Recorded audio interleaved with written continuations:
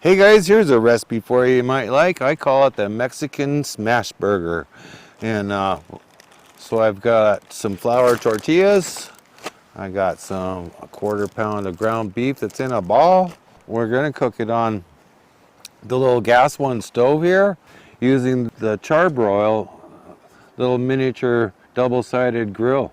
Let's take our ball and we're gonna put it on a surface. Now you could smash it on the grill if you had a strong grill, but I don't trust smashing it hard on that stove, so we're gonna do it a little bit different way here. Got some clear plastic so I can see it, because I want to smash that down really thin, the whole diameter for this tortilla. That looks pretty good. Look, it's only like 1/8 inch thick. But now I'm gonna take some of my Mexican taco seasoning. It's McCormick Mexican taco truck seasoning. We're gonna shake a bunch on there. Yeah. There we go. All right, let's flip it on there. I'm gonna take the tortilla and put it right on top of there. Now I can gently press down a little bit. Shouldn't take too long to get cooked because it's so thin.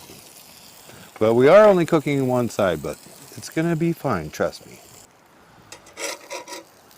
Next thing, flip it over. Let that tortilla get warmed up. I'm turning the heat off on the stove.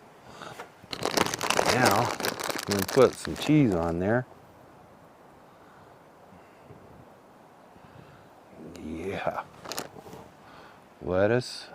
Only need to go on half, because we're gonna fold this up like a taco. Maybe some tomato. Maybe a little more tomato. And a little sriracha. What's going on this side? Yeah. Oh, all right. I can fold this over. Look at that. The other side of the tortillas, nicely warmed and oh boy. Oh, I can't wait, man. Check this out. Check this out. You see that good? Let's take a bite. This thing's nice and warm and toasty hot.